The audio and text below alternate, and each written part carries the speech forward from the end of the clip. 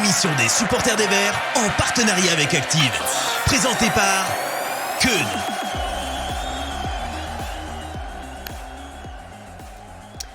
Bonsoir à toutes, bonsoir à tous. Bienvenue pour ce nouveau numéro du Synthé Night Club. On a une semaine à débriefer, une semaine qui est chargée et qui est pas forcément très drôle.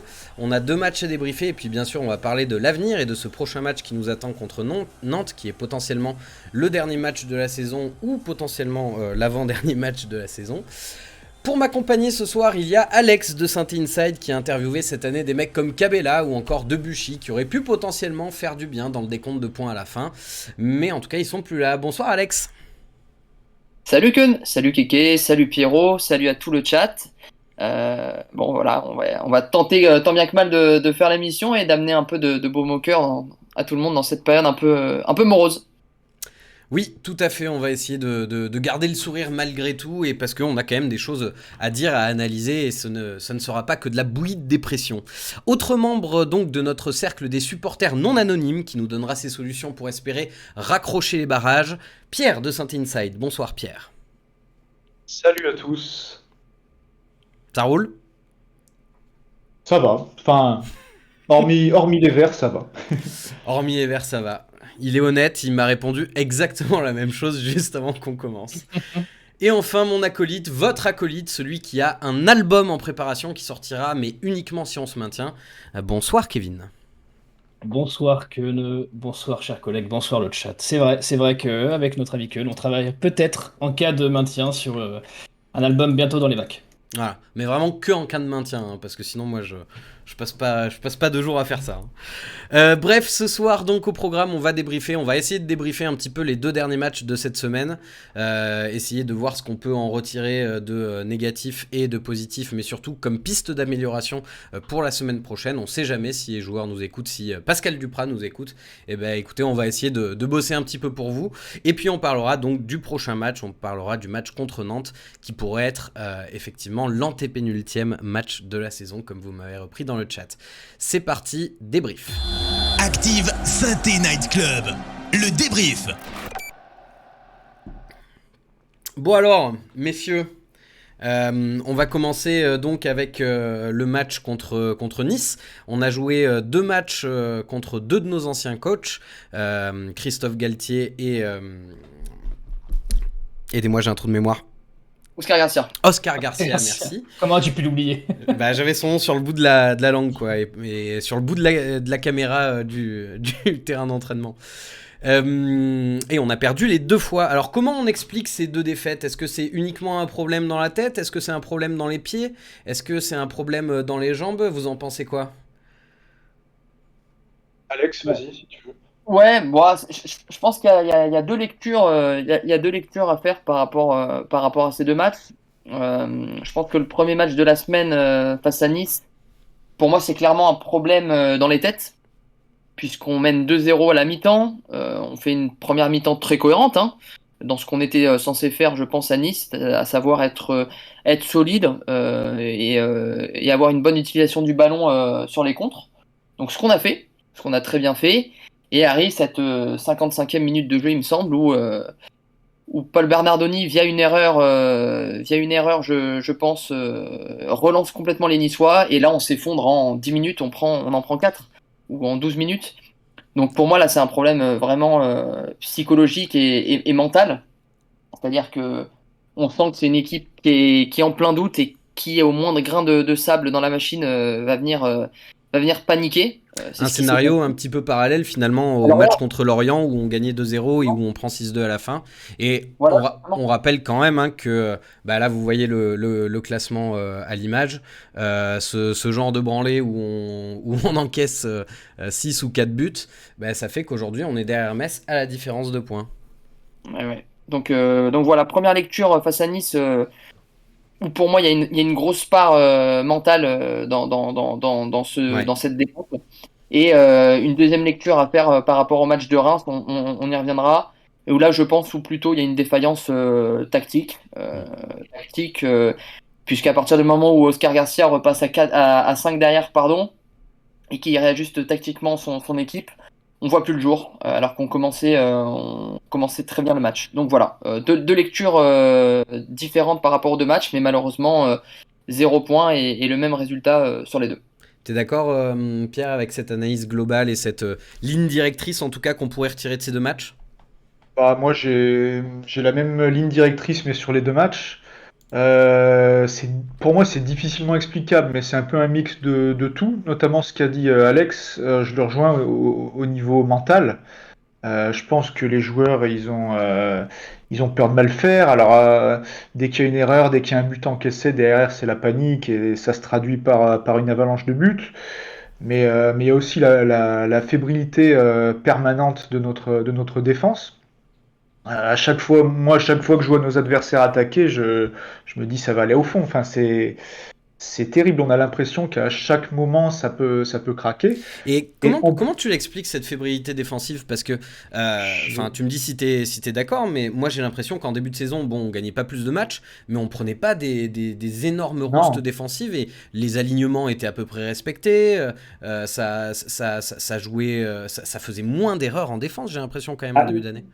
la fébrilité défensive, déjà, je pense que c'est un problème de joueurs, de défenseurs, dans un premier temps, Qui qui ont pas sont le hors niveau. de forme. Donc voilà, je pense en priorité, on y reviendra plus tard, mais je pense à Kolo, là je parle en général, hein, je pense à Moukoudi et à Mangala, c'est vraiment les trois défenseurs auxquels je pense. Donc ils sont très en difficulté. En plus de ça, je pense que le schéma tactique de Duprat n'aide pas. Donc voilà, notre défense, elle est complètement perméable et, euh, et ça craque à tout moment. Et en plus de ça, pour finir, je pense qu'il y a un problème physique. Duprat l'a reconnu lui-même en conférence de presse. Il y a un problème physique qui fait qu'on tient une mi-temps. La preuve, c'est qu'à Nice, on gagne 2-0 à la mi-temps. Contre Reims, à la mi-temps, il y a 1-1, mais je pense qu'au point, on gagne. Et à la fin des deux matchs, ça fait 0 point. Ouais, moi j'ai un peu peur que le problème physique dont tu parles, ça risque de beaucoup servir d'excuse j'y suis pour Mais oui. rien parce que la préparation physique devait être faite avec l'ancien coach. Après, Euh, excuse-moi, je te coupe, Ken, Ouais, vas-y. le problème physique, j'entends. Ils ont eu une saison usante, les joueurs. Mais voilà, quand il reste deux ou trois matchs, on sait que maintenant on peut faire cinq changements Ouais. par match. Donc voilà, moi je suis du Prat, si je vois que mon équipe est rincée, je fais quatre changements à la cinquantième et j'en garde un par sécurité. Mais voilà, faut arrêter de se cacher derrière. Ok, ça coince physiquement, mais on a un effectif de plus de 20 joueurs, on a 25 joueurs. Si on n'est pas capable de finir des matchs, c'est quand même c'est hyper inquiétant. Non mais Ken, je rebondis sur ce que tu dis et je pense que c'est vraiment intéressant parce que ça sent quand même l'excuse toute trouvée en cas de descente de la part de Duprat, cette excuse physique, hein. Euh, on a une saison où on se fait éliminer plutôt rapidement, hein, de la Coupe de France. On joue pas non plus 5-6 matchs. On n'a que le championnat à jouer. Donc on a des semaines pour préparer les matchs. Comme dit Pierrot, on a un groupe assez large, hein, quand même en termes de volumétrie. Donc à un moment donné, l'excuse physique, Ouais. non, non, non, clairement pas. Qu'est-ce qui ressort un petit peu Alors là, on a dévié naturellement sur Pascal Duprat. Je pense qu'effectivement, ça peut être bien de commencer un thème Pascal Duprat, mais déjà dans le chat, j'ai vu qu'il y avait des copains. Qu'est-ce qu'ils en pensent un petit peu de ces deux matchs et qu'est-ce qu'il en ressort principalement? Eh ben oui, le cas Pascal Duprat a l'air de cristalliser un peu toutes les Ouais. attentions en cette fin de saison. Donc on a Goloris qui nous dit Oscar Garcia a tout résumé, les mêmes problèmes demeurent depuis mon époque à Saint-Étienne. Garcia avait demandé à Roro de professionnaliser le club, lui a voulu en faire une affaire familiale, voilà le résultat. Joss Randall qui nous dit c'est une faillite mentale sur les deux matchs. El Cato 42 qui nous dit derrière c'est une faiblesse, même Metz est meilleur que nous. Et Hervé qui nous dit qu'on le veuille ou non, Puel était tactiquement beaucoup plus armé que Duprat, un message qui ne va sûrement pas laisser tout le monde indifférent. Oui, en vrai, ça pourrait être une question intéressante. Est-ce qu'on aurait dû garder Claude Puel? On reviendra peut-être dessus si on a un peu de temps dans la soirée. Mais là, d'abord, parlons du présent et de Pascal Duprat. Donc, est-ce que pour vous, il est complètement dépassé par les événements ou ça vient surtout du faible niveau de notre effectif? Alors, moi, je commence à Alex. Je Ok. vois, je vois deux problèmes, Pascal Duprat. Le premier, c'est sa communication. Je pense que ça agace tout le monde depuis déjà pas mal de semaines. En conf de presse, il répète toujours la même chose. Il fait ses calculs, il dit qu'il a pris 19 points depuis qu'il est arrivé. Ça fait un mois hein, Et tu qu'il a pris penses que ça 19 points. agace que en externe les supporters, les Ouais, journalistes, tout ouais, ça, ou aussi en interne? je sais pas ça, mais c'est agaçant d'entendre toujours la même chose. Pour nous, on est Euh, d'accord, totalement.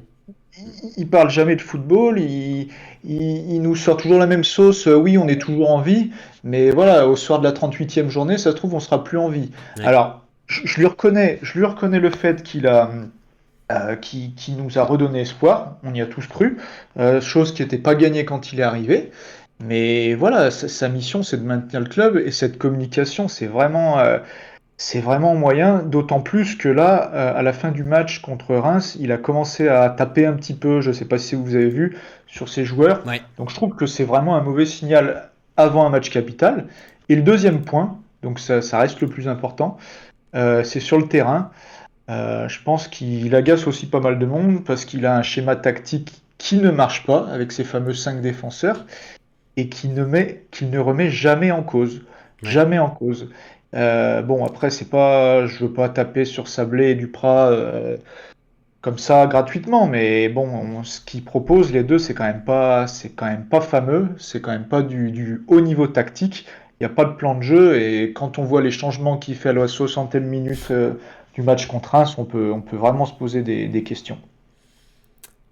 Alex, tu rejoins un petit peu Pierre sur son analyse de Pascal Duprat et de sa situation actuelle?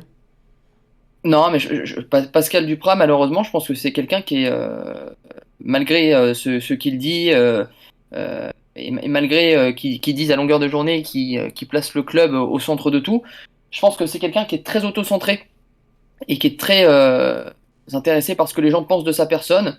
Donc on débouche, comme l'a dit Pierrot, sur des conférences de presse qui tournent un peu au ridicule, hein. À force, on a pris l'habitude, mais c'est vrai que ça commence à gonfler pas mal de personnes d'entendre toujours ces cirques chaque mercredi ou jeudi de la semaine. Toujours les mêmes paroles. On parle jamais de football. Voilà, on parle jamais football. On peut jamais Jamais. l'interroger et on peut jamais lui poser des questions de foot, puisque à chaque fois, il répond avec la même condescendance qu'il n'a pas justifié devant les journalistes. Donc je trouve ça un peu dommage pour un entraîneur de foot de ne pas savoir parler de son métier, de ne pas savoir expliquer aux gens ce qu'il veut faire de cette équipe. Et ce que tu dis, ça passerait quand même évidemment mieux s'il y avait des bons résultats. Parce que ça nous ferait Non, chier aussi, mais bon, on laisserait couler. Là, le truc, c'est que s'il y a zéro résultat, bah vas-y, explique, on va t'aider à ouais, trouver des solutions. En fait, nous, on est là pour ça, nous qui aimons le club. voilà, mais on les a eu, les bons résultats, on les a eu. Comme l'a dit Pierrot, faut pas tomber non plus. Il faut pas oublier que quand il reprend l'équipe à la 17e journée ou 18e journée, on est à 12 points. Il a eu au moins ce mérite-là de nous offrir, entre guillemets, la possibilité d'y croire jusqu'à la 38e journée. Même si, attention, je ne remets pas en Alors, cause. je te pose la question, c'est est-ce que c'est Duprat qui a permis d'avoir une bonne période au moment du changement de coach, ou est-ce que c'est le changement de coach qui a permis d'avoir des bons résultats? Genre si on aurait pu mettre un peu n'importe qui, ça aurait fait, tu sais, le fameux détonateur qui fait que les joueurs donnent plus à l'entraînement, tout ça. Bah, il y a par exemple eu Julien Sablé qui a coaché à Reims, on prend 2-0, il me semble, 2-0, et Bouanga prend un rouge, match catastrophique. On a eu l'exemple C'est vrai. Sablé il y a 4 ans, il n'y avait pas eu cet C'est vrai, électrochoc-là. t'as raison, t'as raison. Donc, donc Et je faut pense. pas oublier, je te coupe Alex, faut pas oublier que Duprat, il arrive, Duprat, ses 3 premiers matchs en championnat, c'est 3 défaites, hein. L'électrochoc, il a eu lieu un mois après son arrivée. Mais il a eu euh, lieu. ouais, ouais, voilà, il a eu lieu, il jouit aussi d'un mercato où on a recruté en nombre, ce qui a permis, à mon avis, comme tu le disais, Kun, bah voilà, une certaine émulation au niveau de l'équipe. Donc, il a eu un rôle à jouer dans cette bonne série. Par contre, moi, je ne lui pardonnerai jamais sa gestion de la semaine entre le match nul à Lille, où on fait 0-0, et la réception de 3, où on fait un partout à Geoffroy Guichard le vendredi soir. Et cette fameuse conférence de presse où il dit si on m'en donne la possibilité à la dernière journée, j'aimerais aller dans les COP. En fait, on avait l'impression que ça y est, il s'y voyait déjà, Ouais. que le plus dur était fait. De ouf. Et pour moi, cette gestion de cette semaine-là, elle a été catastrophique. Et je l'ai dit dans certains tweets, pour moi, si on en est là aujourd'hui, malheureusement, c'est en grosse partie à cause de la gestion de Pascal Duprat des événements. Dans le chat, ils en pensent quoi de Pascal Duprat? J'ai vu que tu avais fait un sondage. Ouais, beaucoup de fautifs pour 71% 73 maintenant des votants. Pascal Duprat est fautif 74. de la situation. 74, ça continue de grimper, hein, moins d'abstention que pour les élections présidentielles. Nico Saint-Paul qui nous dit tout le monde agace tout le monde. On lui reproche la même chose qu'à Puel, il ne parle pas foot. El Cato qui nous dit Puel et Duprat, le résultat aurait été le même. Magic Power 42 qui nous dit excellent orateur et animateur de vacances. Et Golorix et Koreakis 1933 qui nous disent Duprat, on savait à la base que c'était le pire entraîneur de Ligue 1 et on savait que c'était une pipe. Voilà. Bah, c'est vrai que là où je rejoins un petit peu le dernier message sans forcément dire que c'est une pipe, c'est qu'on savait exactement à quoi s'attendre. On savait qu'il y aurait un petit moment où ça serait bien et que ça s'essoufflerait extrêmement vite. Bah, au final, on est en train de vivre, peut-être même un petit peu en accéléré, mais exactement ce qui était prévu à la base avec Pascal Duprat. Et c'est pour ça que dès le début, il a eu qu'un contrat de 6 mois. Le problème, c'est que ça s'arrête un peu vite, quoi. C'est un peu Ouais, ça c'est le ça. souci. On a l'impression qu'on l'a. Bon, il y avait une situation d'urgence, mais c'est vrai qu'on a l'impression qu'on l'a pris un petit peu tôt. On l'a pris un petit peu tôt. Quand il sauve Toulouse, il y a 4 ou 5 ans, je sais plus exactement, il arrive à 10 journées de la fin. C'est ça, il reste 10 matchs à jouer, ouais. Voilà. Après, bon, c'est sûr que c'est dur de faire un comparatif. Peut-être que dans un autre club, ça serait différent. Peut-être que la prochaine fois qu'il aura une opération maintien à faire, il fera rien du tout. C'est dur de comparer, mais voilà, c'est vrai qu'on a cette impression qu'il y a eu une bonne période. Et justement, quand il y a eu la bonne période, on a tous cerné qui il était, Duprat, que ses conférences de presse étaient un peu toutes les mêmes, que ça parlait pas trop foot, mais on pouvait lui pardonner parce il était dans son objectif, il ramassait des points chaque week-end. Mais à partir du moment où les résultats sont en berne, là, ça devient compliqué de le défendre, forcément. C'est sûr. Alors, sur ces deux matchs, messieurs, j'aimerais vous demander, est-ce que vous arrivez... on va essayer d'être concis. Sauf Pascal Duprat, est-ce que vous avez envie de retenir un flop? Est-ce qu'il y a un joueur que vous aimeriez mettre particulièrement malheureusement en avant vis-à-vis de ces deux mauvaises prestations sur les deux derniers matchs? Qui fasse un peu le lien. Moi j'ai une idée en tête, c'est pour ça que je vous pose cette question. Alex? Ouais, alors franchement, un flop, un top, je t'aurais sorti Denis Bouanga, sans Ouais. hésiter. Un flop, Ivan Masson. Ok. Ivan Masson, je pourrais sortir Paul Bernardoni, mais j'ai pas envie de lui tomber dessus trop non plus, sachant qu'il fait quand même un bon match face à Reims. Mais Ivan Masson, je l'ai senti très. Malheureusement, on retrouve pas le Ivan Masson d'avant blessure. Hein. C'est ça. J'allais dire pareil que toi. Il m'avait tellement hypé avec ses premiers matchs à Saint-Étienne que tout de suite je m'étais pris d'affection pour ce joueur. Et là, avec les deux derniers matchs, putain, c'est comme si j'avais un voile devant mes yeux qui s'était retiré et que je me disais, mais putain, ouais, non, il a vraiment plus le niveau quoi depuis qu'il s'est blessé le pauvre. Ouais, sauf que malheureusement, l'excuse des croisés, elle va commencer à être obsolète. Bah, c'est ça commence à faire un petit peu Voilà. là. Mais au-delà de la dimension physique, puisque c'était généralement la dimension qui pêche suite à une telle blessure, je le trouve techniquement peu fiable, très friable. Il a Il y raté a pas plein de contrôles, ouais. voilà, des contrôles, des centres assez simples en apparence qui terminent dans les pieds des adversaires. Donc voilà, si j'avais un flop à mettre, je dirais Ivan Masson, surtout pour son rendu de samedi soir face à Reims. Pierre? T'en donner plusieurs ou c'est que un? Bah, allez, je t'en donne deux. Deux. Bon, bah, pour moi, vu le nombre de buts qu'on prend, je suis obligé de citer un défenseur. Donc j'en ai déjà parlé, c'est Mangala, parce qu'il devait venir pour stabiliser la défense. Ouais. Alors on savait très bien qu'il était à court de compétition, mais ça doit être anticipé. Donc je suis obligé de ressortir un défenseur. Vu le nombre de buts qu'on prend, c'est affolant. Donc je dirais Mangala. Après, c'est vrai que c'est lui qui égalise contre Reims. Faut le signaler quand même. Et il y a un joueur, alors je citerai pas Kazri parce qu'il était suspendu à Nice, mais je pense pareil. Il y a un joueur qui me déçoit un peu, c'est Boudebouze. On a l'impression je sais pas, qu'il est au bout du rouleau, qu'il est usé et que il veut trop en faire et ça va pas. C'est pas naturel, c'est pas fluide. Mm. Et ouais, il m'a déçu sur ces deux matchs. Pour toi, c'est des joueurs que tu vois quand même jouer le jeu, mais être en dessous, ou tu penses qu'ils ont même carrément lâché Non, non, non, non, non. Je pense pas que je vois personne tricher, Ouais, honnêtement. ok. Mais voilà, il y a trop de manques à tous les niveaux. Il y a trop de manques au niveau physique. Ils sont usés, nos joueurs. Ils sont usés. Alors, est-ce qu'ils arriveront à se libérer contre Nantes? On verra. Mais ils ont été toute la saison à la limite de la zone de relégation et ils sont usés. Ouais. Alex, t'es d'accord avec le fait que toi aussi tu vois personne tricher? Ouais, non, franchement, autant on peut tomber sur les joueurs, mais au niveau je les vois pas lâcher. Je les vois pas lâcher. Il y en a pas un qui a l'air de tricher. Ils ont tous l'air sincèrement touchés par ce qui se passe. Euh, voilà, donc non, non, je n'en vois pas un tricher. Maintenant, faut pas oublier qu'il y en a beaucoup en fin de contrat qui ne seront pas forcément concernés par cette descente. Donc, c'est possible que certains, dans un coin de leur tête, prennent moins à cœur la descente que certains autres. Mais en tout cas, sur ce qu'on voit, non, personne triche. Après, je mettrais un petit bémol quand même. Personne triche, je pense qu'on est d'accord, Alex. Mais contre Reims, qui était une bonne équipe, hein, mais qui avait plus rien à jouer, j'ai quand même pas vu ce petit dépassement de fonction. Le, Ces petits 10% en plus qui auraient fait qu'on aurait peut-être pu transformer cette défaite en match nul ou voire en victoire. À un moment, en première mi-temps, on avait une bonne période. Ah, ouais. Voilà. Il n'y a pas eu ce petit plus qui aurait pu faire basculer la rencontre et qui aurait dû. Et c'est là où le huis clos fait peut-être Ouais. mal.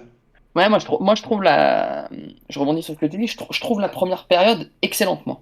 Honnêtement, c'est une des rares premières périodes où où je nous ai autant senti au-dessus par rapport à l'adversaire. Et pour être tout à fait honnête, hein, transparent, au vu de la première mi-temps et des sorties de banc qui étaient possibles avec Amoumara, Aouchiche, Crivelli, Falaï Sako, je me suis dit qu'on allait prendre les 3 points. Mais donc pour moi, il y a eu ce petit truc en première mi-temps. Et après, on s'effondre en deuxième. Mais ouais, dire que quelqu'un triche, je trouve que c'est fort quand même. Ouais, ouais. Bon, à part Yvan Neyou, hein, bien sûr, mais bon, ça. Ouais. La première demi-heure, je me suis vraiment dit que Reims, ils étaient en vacances et que on avait fait le plus dur en égalisant vite. Et je voyais, ils faisaient des petites erreurs de relance. Je voyais vraiment le match tourner en notre faveur. Et c'est l'inverse qui s'est passé. C'est l'inverse qui s'est passé. Garcia a revu sa tactique et voilà, la deuxième mi-temps, Oscar ça Garcia, allait. Oscar Garcia, pardon Pierrot, mais en fait, Vas-y. il a juste fait preuve de quelque chose que Pascal Duprat ne sait pas faire, l'adaptabilité. Il a vu qu'il était étouffé, on leur marchait dessus, il est repassé à 5 derrière pour sortir un peu de ce pressing-là, et à partir de ce changement tactique, on n'a plus vu le jour. Jamais on verra un Pascal Duprat faire ça et s'adapter tactiquement au cours d'un match. Jamais on l'a vu faire. Ouais, à moins que j'oublie un match, hein, mais Oui, oui, non, mais les seuls moments où il s'adapte, c'est quand il y a un carton rouge ou un blessé où il n'a pas le choix, quoi, et où il faut qu'il voilà. réorganise. Mais sinon, c'est vrai que on ne voit pas prendre les devants, en tout cas sur de la réorganisation de son équipe. Non, non. Messieurs, je me permets de vous couper. Je viens de voir sur Twitter, il y a un tweet de Mohamed Toubachter qui dit que le latéral gauche du Napoli, en la personne de Fawzi Goulam, est dans le viseur de l'OM et l'AS Saint-Étienne. Entre parenthèses, Loïc Perrin à la manœuvre. Ok. Voilà, donc je Euh, sais C'est un pas peu si tard. C'était un peu tard, il reste qu'un match. je sais pas pour la saison prochaine, je sais pas si c'est en Ligue 1, Ligue 2, mais voilà, vu que je vois ça et que ça me ok, semblait ok. important, je me permets de. Ouais, bien vu, Florent. Bah, Ouais. Bon, Qu'est-ce alors, que Fan- c'est dans très le bien. Ligue Tu me permets de faire une mini parenthèse. Alors déjà, alors faisons les choses dans l'ordre. En flop dans le chat sur ces 2 derniers matchs, qu'est-ce qui ressort, mon cher Kevin? Et puis après, on fera une petite parenthèse rumeur mercato parce qu'on a effectivement 2-3 trucs à dire. Eh bien, c'est pas vraiment celui-là qu'on attendait, mais celui-là qui ressort le plus, c'est Mangala. Malgré son but contre Ouais. Reims, c'est celui qui ressort le plus. C'est vrai qu'il a été plutôt à la peine contre Nice. Mais voilà, cette rumeur mercato a réveillé le chat redynamiser les gens. qui se dit que Goulam va pouvoir choisir entre l'OM qui va peut-être jouer avec des champions et Saint-Etienne en Ligue 2. Ça, c'est mystère. Donc oui, vite fait, faisons une petite parenthèse mercato. Donc, alors, cette rumeur, Fawzi Goulam, déjà, je pense qu'on va pouvoir résumer assez vite, à mon avis. Est-ce que ce serait une bonne idée pour Saint-Etienne? Bah, oui. Oui, Ouais. évidemment. Ok, est-ce que ça vous semble réalisable?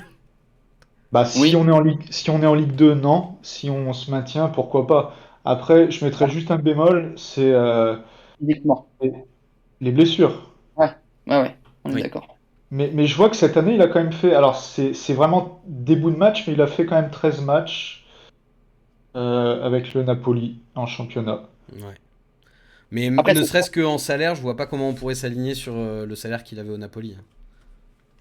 Après, ce qu'il faut voir, c'est que s'il arrive chez nous, il sera forcément titulaire indiscutable. Ah, ça. Et s'il joue à l'OM, bon, l'OM sera sur la scène européenne, donc ils auront beaucoup de matchs à jouer, mais Mm. je ne pense pas qu'il sera titulaire non plus.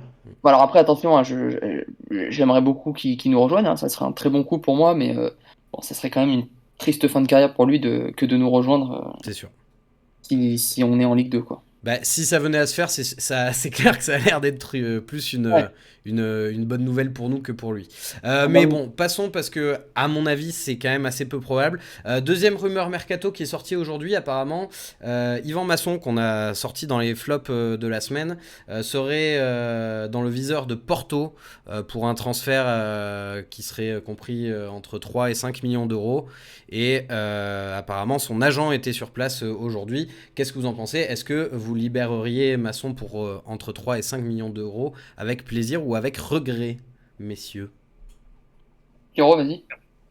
Personnellement, on aurait dit il y a un an et demi que Yvan Masson partait pour 3 millions.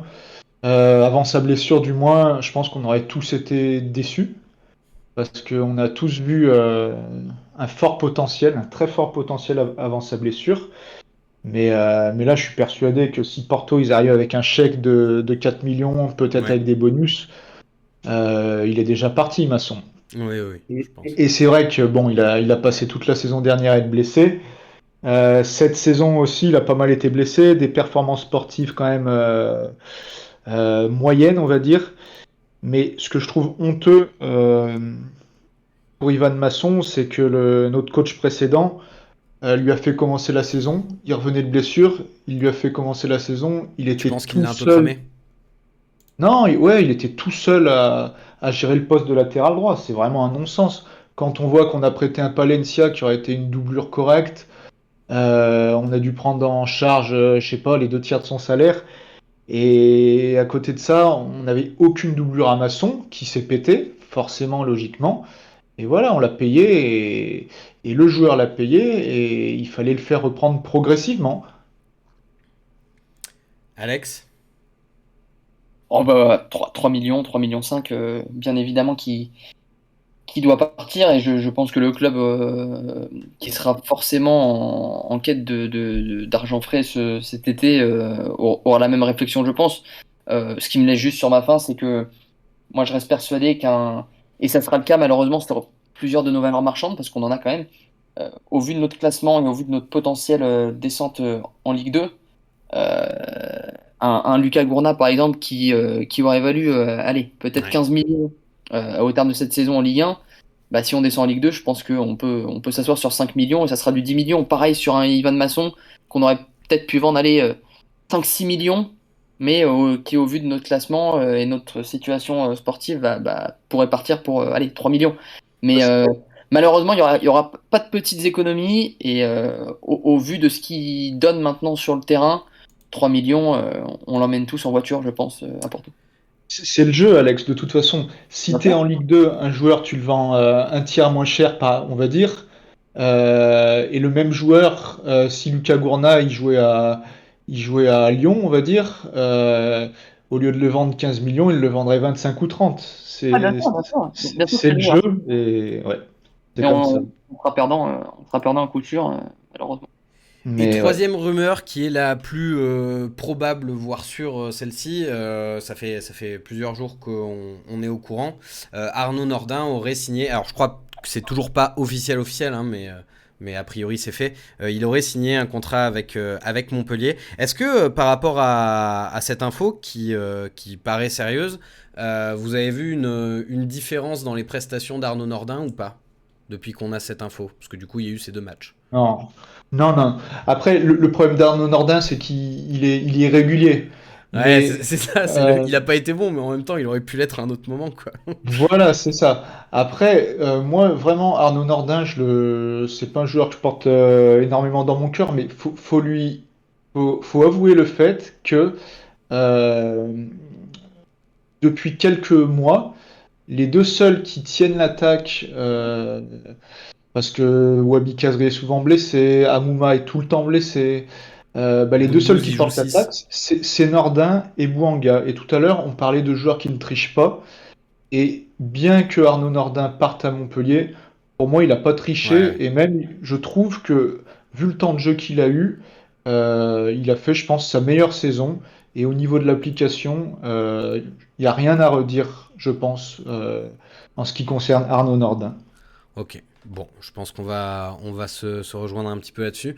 Dans le chat, du coup, vis-à-vis des rumeurs qu'on a évoquées, est-ce que tu as envie de faire remonter certaines choses? J'ai vu que tu avais fait 2 petits sondages, Eh notamment. bien, écoute, pour faire bref, le cas Nordin divise un peu plus que le cas Masson, puisque Ouais. seulement 60%, 64% des votants disent bon vent à Arnaud Nordin, contrairement au sondage pour Yvan Masson, où 100% des votants étaient d'accord pour lui dire à bientôt, au revoir. Je vois Magic Power qui dit Porto, c'est vraiment des frères, ils nous prennent Yanko 2 millions et maintenant Masson 3 millions et demi. Yanko, ouais. Il y a une qui est un peu plus une bonne affaire que l'autre, je crois. Ouais. Et sinon, dans les copains du mercato d'hiver, Angers, pour le coup, ils ont été moins copains là ces derniers temps parce que Faut frère Angers, ouais. ils ont perdu contre Metz, quoi. Salaud. Ouais, là, ils auraient pu au moins ramener le nul, hein. Ouais. Et d'ailleurs, alors tiens, dans la chronique du jour de Joss Randall, je sais pas si vous avez vu, mais à la fin, il parle toujours un petit peu vite fait des Lyonnais. Bon, je suis pas complotiste, hein, j'ai pas envie de tomber là-dedans, mais c'est vrai qu'il y a pas de temps, hein, Lyon qui a plus rien à jouer. Est-ce qu'ils auraient pas fait exprès de perdre contre Metz? Ou alors est-ce qu'ils Et, sont juste nuls? ah, Non, non, non, non, Attends, non. le scénario du match est Ils ont rocambolesque. levé le pied, ils ont levé le pied.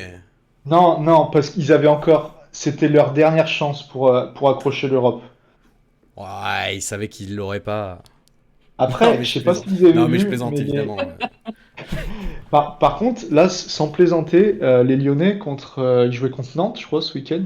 Ils ont sorti une banderole sauver la saison, perdez à Clermont. Parce que leur équipe, les Lyonnais, le dernier match, ils jouaient à Clermont et ils pensaient qu'on pourrait peut-être rattraper Ouais. Clermont. Bon, Donc on n'a pas eu besoin de là-dessus, ça. par contre, ça aurait été possible qu'ils ne jouent plus. Et ouais.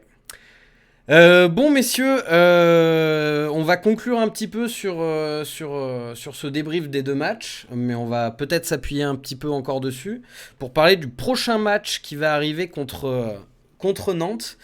Est-ce que... alors attendez, je change de scène, jingle. Active Synthé Night Club. Le prochain match. Ça sent la fin de saison aussi du côté des présentateurs, La des régie, présentateurs du Sunday Night Club. la régie. Oh là là là là là, coup dur. Bon, le prochain match contre Nantes, alors j'ai mis des photos d'un vieux Saint-Étienne-Nantes, je crois que c'était une finale de Coupe de France, les photos que j'ai mis en 76 ou 77. Maxence Euh, Rivera sur la photo? Ah non, de quoi? j'ai cru que c'était Maxence Rivera sur la photo avec les cheveux longs et Non, le non. numéro. Alors ce sera le samedi 21 mai à 21h, ce sera mon anniversaire, donc est-ce que les Stéphanois vont me faire un beau cadeau? Est-ce que vous pensez qu'il y a des motifs d'espoir qu'on peut arriver à puiser dans les 2 derniers matchs? Alors tu parlais de Bouanga tout à l'heure, Alex, en point positif. Ouais, bah moi j'ai envie d'amener un peu d'espoir dans tout Allez. ce marasme, pour la bonne et simple raison que, bon, voilà, on est sur ce dernier match de la saison, hein, on le sait tous.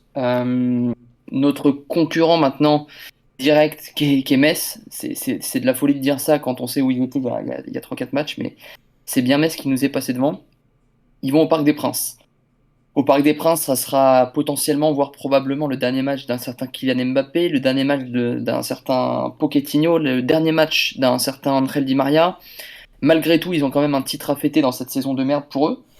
Donc honnêtement, et sans condescendance aucune, je vois Metz prendre une valise à Paris. Voilà. Je vois Metz en tout cas perdre à Paris sans aucun souci. Je mettrai ma main coupée. Donc ça, c'est le premier point. Partant de ce postulat-là, il nous faudrait un simple nul à Nantes pour assurer notre place en barrage. Ouais, mais c'est là où c'est compliqué, c'est que c'est pas un C'est là où- simple nul. Prendre un point, c'est plus que ce qu'on a fait sur les 10 derniers matchs, hein. Prendre un point pour Saint-Etienne, c'est compliqué. C'est encore plus compliqué à Nantes, qui va être en fête avec la. Voilà, ils vont célébrer la Coupe de France. Ça va être le dernier match de beaucoup de joueurs pour eux. Colomboigny, Blas, Moses Simon sûrement. Ils ont tous les joueurs pour nous faire mal dans le profil, pour faire mal à cette défense lourde qu'on a.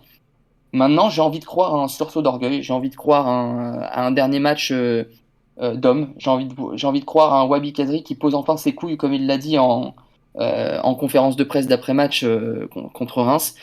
J'ai envie de croire à tout ça. J'ai envie de croire que ces mecs-là veulent sauver l'AS Saint-Etienne. Donc, après tout, un nul, c'est à la fois grand-chose, mais pas grand-chose. On a une semaine pour bien se préparer.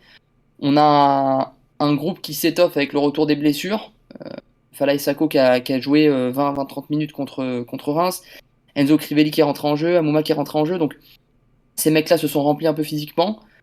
Voilà, moi je reste persuadé qu'avec un 11 cohérent et avec des mecs qui se mettent chiffon, minables, bah, on peut aller chercher ce nul, voire mieux. Donc faut y croire, de toute façon on n'a plus le choix. Voilà. Alors justement, tu parlais des retours de blessures. On a vu notamment plusieurs entrées face à Reims. Est-ce que parmi ces revenants, il y en a que tu vois titulaires contre Nantes, que ce soit Amouma, Crivelli, Sako ou autre? Bah moi, en fait, on en parlait avec Pierrot après le match. J'aimerais, hein, je sais que ça ne se fera pas, mais j'aimerais un passage au 4-4-2.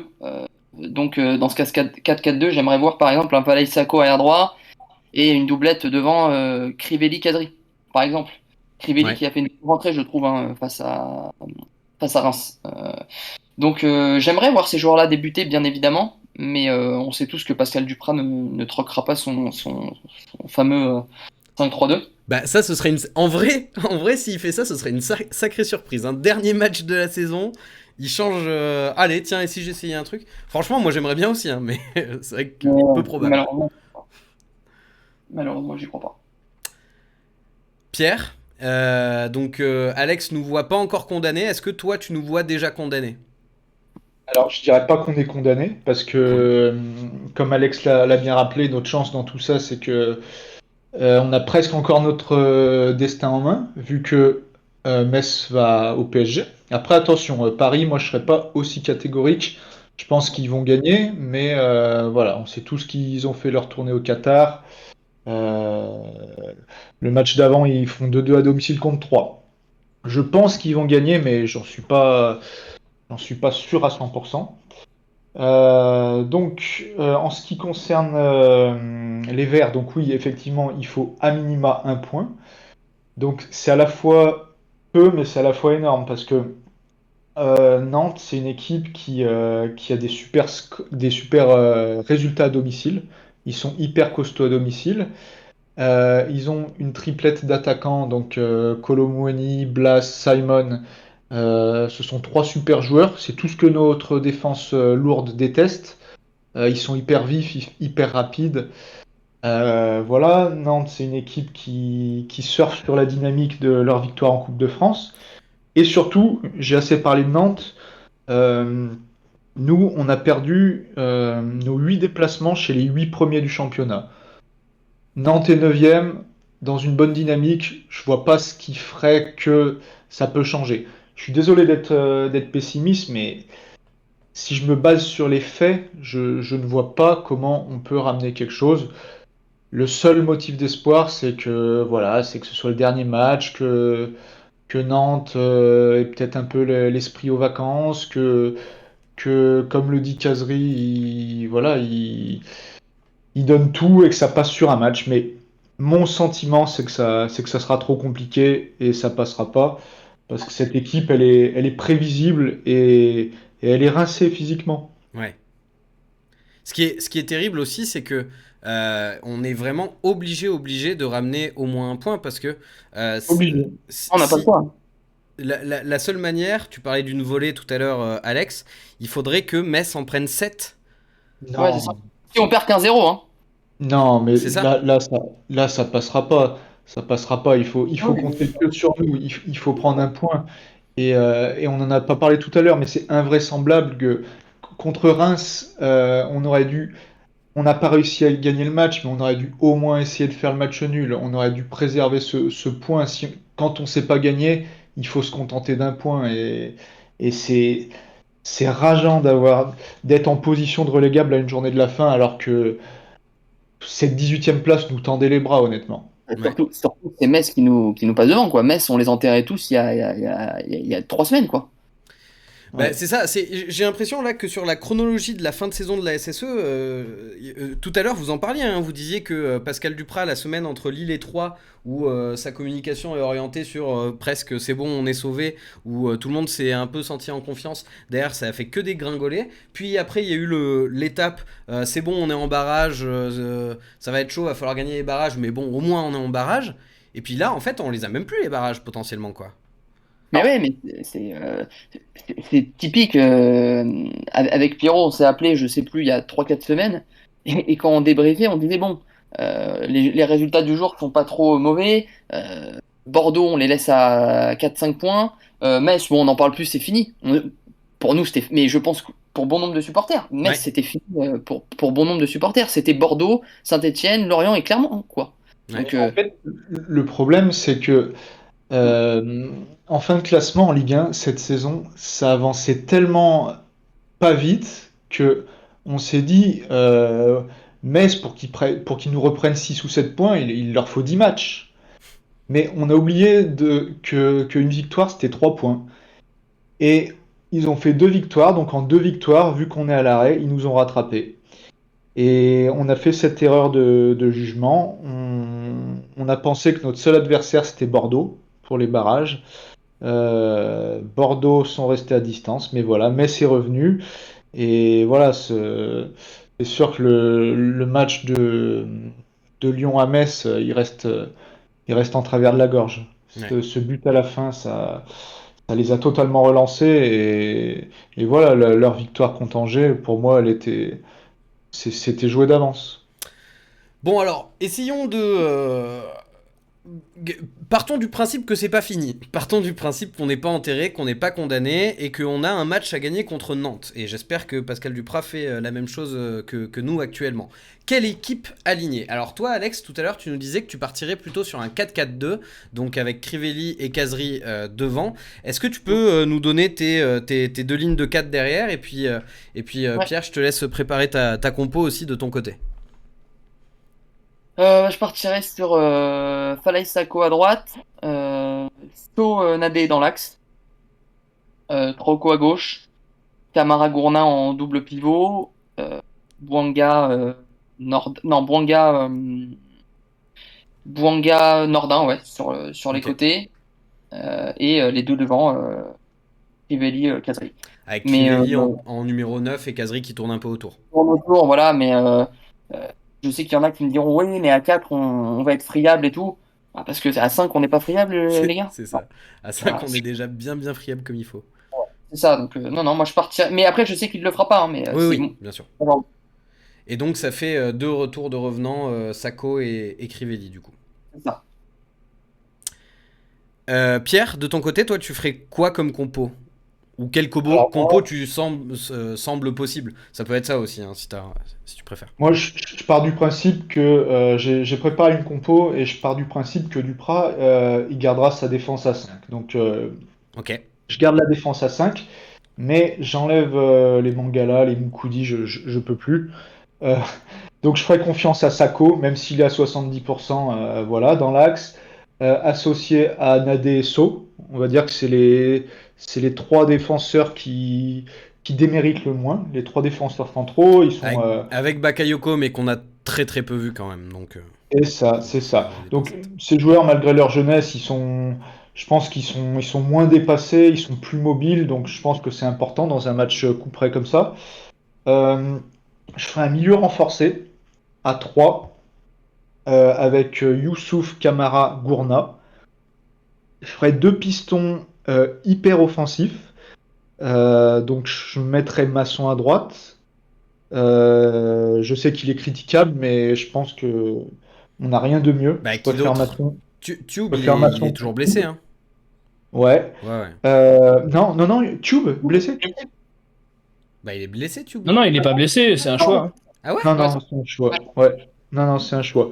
Donc, je mettrai donc Masson à droite en piston et à gauche, je mettrai Bouanga. Voilà. Et devant, je mettrai deux électrons libres qui se faufilent dans la défense de Nantes. Donc Kazri, même s'il m'a un peu déçu parce ça reste notre meilleur offensif, je pense. Et je tenterai un coup de poker, un joueur qui a du talent.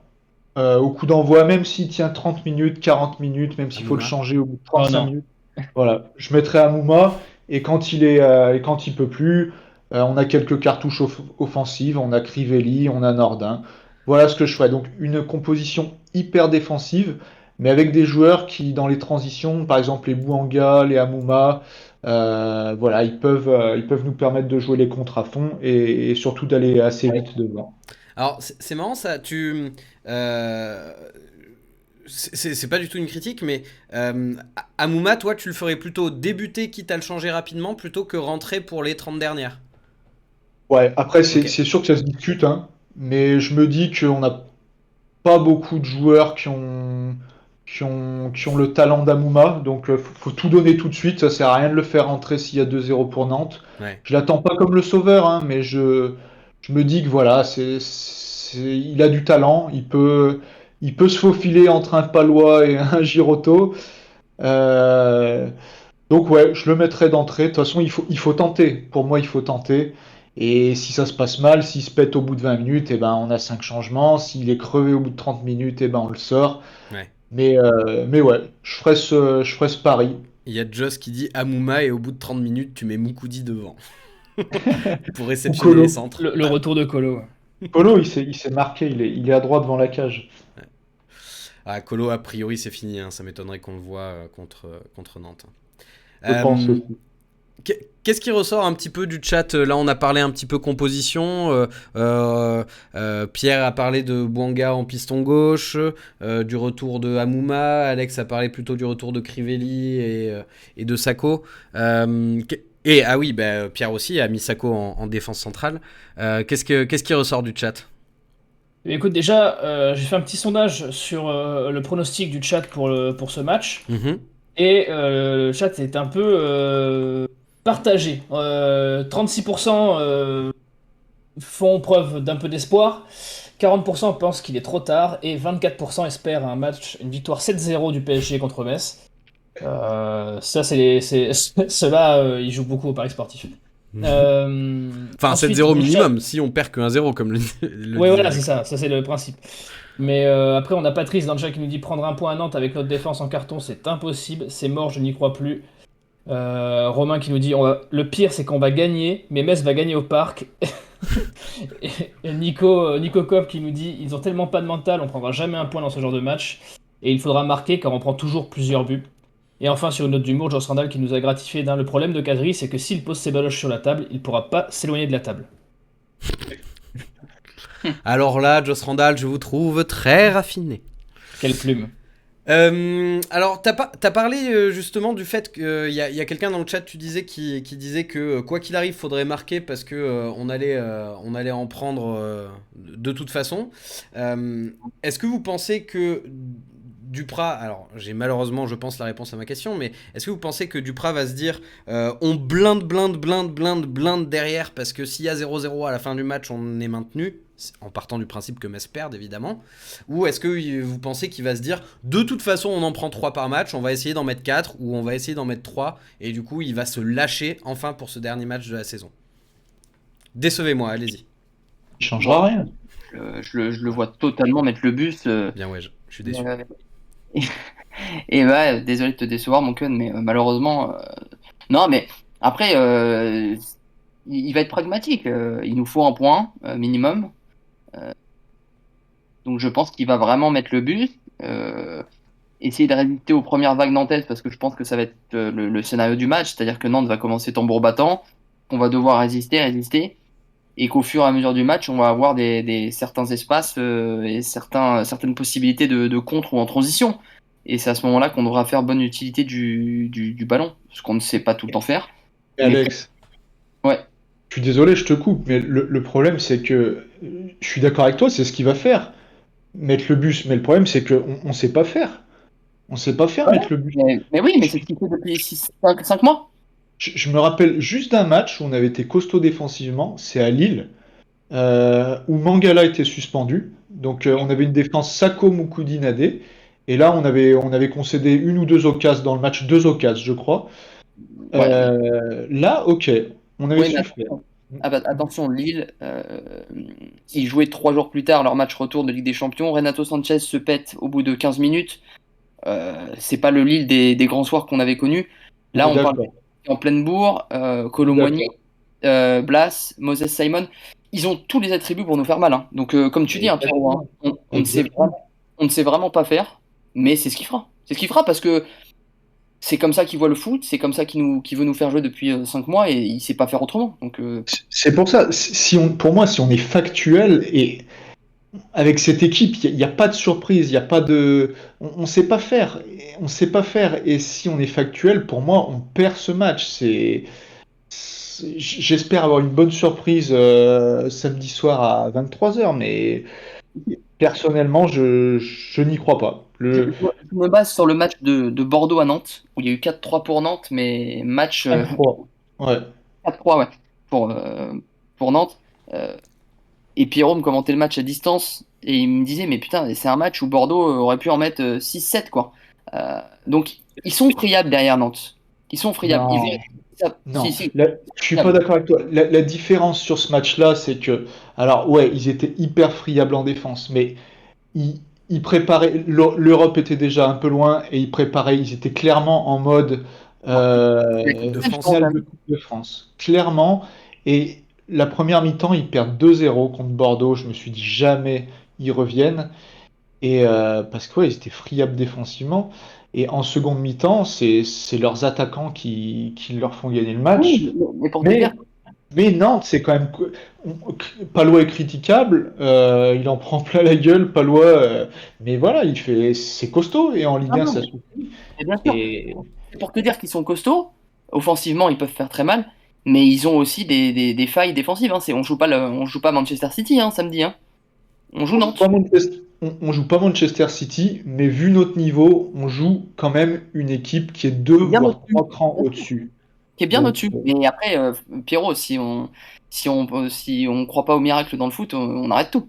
On l'a vu cette saison plusieurs fois, c'est irrationnel. Donc, on ne sait pas ce qui peut se passer. Moi, je crois encore Cite-moi un match où on a été bluffant, c'est toujours cette saison, on a vraiment l'impression que tous les matchs. Je veux pas faire que dans le négatif, mais Allez, moi je t'en cite un, Montpellier. un match qui vous a surpris. Montpellier. Ouais, Montpellier, c'est peut-être le match qui nous a procuré le plus d'émotions, mais C'est le seul. Montpellier à domicile, tout le monde les a claqués en deuxième partie de saison. Ouais, Paris au parc, avant l'égalisation, sur encore une erreur de Bernardoni de Mbappé. C'était pas mal, mais regarde le résultat final. C'est Oui, mais après, c'est pareil. Bon, après, voilà, on est d'accord hein, sur le fond. Hein, on joue Nantes, on est loin de partir Oui, c'est favori. ça. Je pense Vraiment, qu'on est tous d'accord sur le fait que il est plus probable qu'on perde qu'on fasse match nul ou qu'on gagne. Je pense qu'on est tous d'accord là-dessus. je dis vraiment pas C'est juste le que, pourcentage qui évolue un petit peu, quoi. voilà, je dis vraiment pas qu'on va gagner, qu'on va aller prendre les 3 points, qu'on va se balader à la Beaujoire. Je dis juste que un match nul à prendre à Nantes, même si c'est une saison mais horrible, on- je reste persuadé qu'on peut être capable de le faire. Voilà, c'est tout. Ouais. Allez, dans le chat, j'ai vu que Keke vous avait demandé vos pronostics. Je vais vous le demander à vous aussi, messieurs, Alex et Pierre, voir si vos deux visions sont confirmées par vos pronostics. Mon cher. Et tu sais quoi? Je vais même pas vous demander votre pronostic uniquement pour le match, je vais vous demander un pronostic global pour le match de Paris et Paris-Metz et pour le match de Nantes-Saint-Etienne. Allez, on commence avec toi, Pierre. Je te coupe une seconde. Tu sais que j'ai vu passer ça hier sur Twitter Ouais. et les paris le Parions Sport. La victoire de Nantes est cotée à 2,55, Ouais. le match nul à 3,50 et la victoire de Saint-Étienne à 2,55. Ah ouais, C'est putain. étonnant, mais il y a pas de favori Non, mais ça fait selon sens. les paris sportifs. Ils savent que le football procure des scénarios toujours plus improbables les uns que les autres. Ouais. Donc moi, mon prono, bah, sans surprise, je pense qu'on... D'abord, je vais commencer par Paris. Je pense qu'ils feront le taf. Ouais. Je vois pas je dirais 2-0. Paris-Metz sans trop trembler. Et nous, je dirais qu'on va perdre 2-1. Voilà, je suis désolé, Ok. hein, mais Ouais, non, mais c'est le jeu des pronostics. Attends, ça veut pas dire que tu le souhaites. Hein. Ah non, je le souhaite vraiment pas On et souhaite tous un j'espère 12-0 hein, de pour tout nous. cœur. Et je vais encore plus loin au niveau des pronostics. Si on avait le bonheur de se sauver comme ça, parce que si on se sauve, ça sera à l'arrache. Au lieu d'être, ça serait peut-être un mal pour un bien, parce que au lieu d'être, quand on va entamer les barrages, dans une position un peu inconfortable, on aurait peut-être une dynamique un petit peu positive. Les joueurs se diraient putain, on l'a échappé belle, et peut-être que ça nous permettrait d'entamer les barrages avec un petit peu plus de confiance. Tout à fait, parce qu'on rappelle, même en cas de scénario favorable le samedi, on ne sera pas non plus sauvé, il y aura encore les barrages à disputer. Mon cher Alex, dis-moi ton pronostic. Bah, je vais partir sur un allez, 3-0 au parc pour Paris. Ouais, Euh, 3-4-0 pour Paris qui fera le taf, j'en ai aucun doute. Et Messi revient pas mal, hein. c'est vrai, il a mis un Ouais, doublé contre Montpellier. ouais, non, mais généralement, même sans Messi, hein, je vois Paris faire Mm. le taf. Y a aucun souci là-dessus pour moi. Et allez, un vent d'optimisme et d'espoir, parce qu'il en faut 2-1 pour saint.